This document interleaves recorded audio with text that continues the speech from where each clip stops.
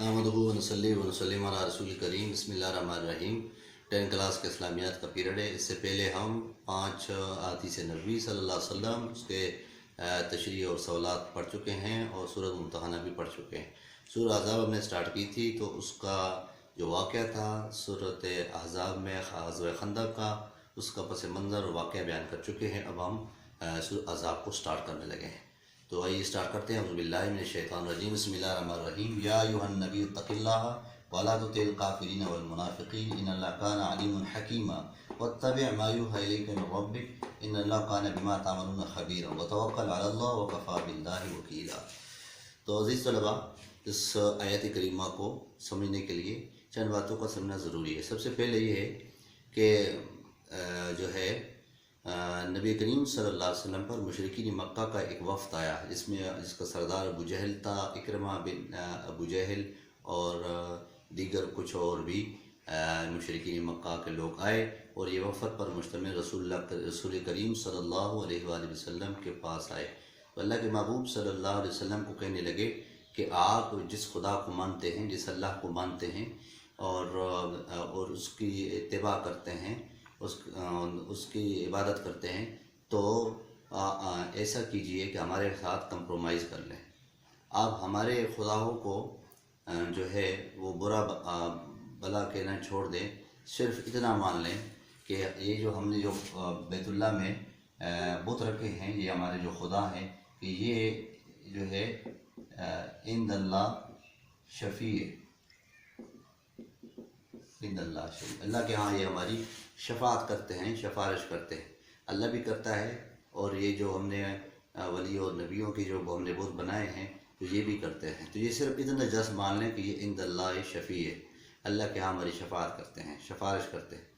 تو نبی کریم صلی اللہ علیہ وسلم کو یہ کہا کہ اتنا آپ مان لیں تو ہم آپ کے خداؤں کو مانیں گے، آپ ہمارے صرف اتنا مان لیں۔ تو اللہ کے محبوب صلی اللہ علیہ وسلم کو جب یہ بات کہی تو اللہ کریم نے قرآن مجید کی سورۃ احزاب کی یہ آیات نازل کی، اور وہ کیا ہیں؟ اللہ فرماتے ہیں، اے نبی صلی اللہ علیہ وسلم اللہ سے ڈریے، ولا تطع الکافرین والمنافقین، کافروں اور منافقین کا کہنا نہ مانیے، ان اللہ کان علیما حکیما، بے شک اللہ جاننے اور حکمت والا ہے۔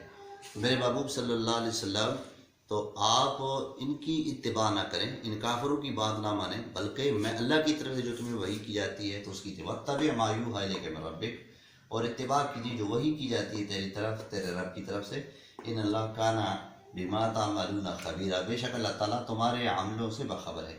آپ بھروسہ کیجیے اللہ پر، وکفی باللہ وکیلا، اور اللہ ہی کافی جو کارساز ہے۔ اگلی آیت کریمہ جو ہے، ما جعل اللہ لرجل من قلبین فی جوفہ، اس آیت کریمہ کو سمجھنے کے لیے بات کا سمجھنا ضروری ہے کہ اللہ تعالیٰ نے انسان کے پہلو میں 2 دل بنائے ہیں۔ اب جو 2 دل اللہ نے بنائے ہیں تو اس 2 دل میں جسے مراد ہے کہ 2 رخ نہیں رکھے جا سکتے، ایک رخ اللہ کی طرف ہو، ایک رخ غیر اللہ کی طرف ہو۔ دوسرا مطلب یہ ہے کہ 2 دل کا کہ 2 اعتقاد نہیں رکھے جا سکتے، ایک اللہ کریم کو نافع اور ضار مانا جائے، نفع اور نقصان پہنچانے والا ماننا جائے، اور غیر اللہ جو ہے جو بت رکھی ہوئے ہیں بیت اللہ میں، ان کو بھی جو ہے نافع اور ضار مانا جائے، وہ بھی نفع اور نقصان دینے والے، تو یہ نہیں ہو سکتا۔ تو ایک اللہ جو ہے جو ایک ہے، اس نے انسان کے پہلو میں دل بھی ایک بنایا، لہٰذا اللہ جل شانہ کے بارے میں نافع اور ضار، مشکل کشا، حاجت روا، نفع دینے والا، نقصان پہنچانے والا، بگڑی بنانے والا، اور زندگی اور موت کا مالک ہے، وہ صرف اور ایسے ایک اللہ ہے۔ تو ایک اللہ کے سامنے جھکنا چاہیے، غیر اللہ کے آگے نہیں جھکنا چاہیے۔ تو ما جعل اللہ لرجل من قلبین فی جوفہ، اللہ تعالیٰ نے کسی بھی انسان کے پہلو میں 2 دل نہیں بنائے، 2 دل نہیں بنائے۔ اگلی بات جو ہے، وما جعل ازواجکم اللائی تظاہرون منہن امہاتکم، یہ بات سمجھیے گا۔ زمانہ جاہلیت میں یہ ایک رسم و رواج تھا کہ جو شخص اپنی بیوی کو یہ کہتا کہ تو میرے لیے ایسے ہے جیسے میری ماں کی پشت، یا محبت میں وہ اسے اظہار کر بیٹھتا تھا تو اسے طلاق ہو جاتی تھی۔ تو اللہ تعالیٰ نے اس قانون کو ختم فرمایا کیونکہ زمانہ جاہلیت کی رسم ہے کہ اپنی بیوی کو محبت میں ماں یا ایسے رشتوں کے ساتھ تشبیہ دے دینا جو محرمات ہیں، ان کے ساتھ نکاح نہیں ہو سکتا۔ تو فرمایا کہ جب تم زہار کر بیٹھتے ہو کہ یہ میری ماں، یہ میری ماں کی پشت کی طرح ہے، تو فرمایا کہ یہ تمہاری حقیقی ماں نہیں ہے، بلکہ اس سے نکاح نہیں ٹوٹتا، آپ کفارہ دیں، اور کفارہ دینے کے بعد جو ہے وہ بیوی آپ پہ پھر حلال ہو جائے گی۔ تو اس رسم کو ختم فرمایا۔ وما جعل ازواجکم اللائي تظاہرون منهن امہاتکم، اور نہیں بنایا تمہاری بیویوں کو وہ بیویاں جن سے تم زہار کر بیٹھتے ہو، امہاتکم تمہاری مائیں، یعنی ان کو تمہاری مائیں نہیں بنائیں۔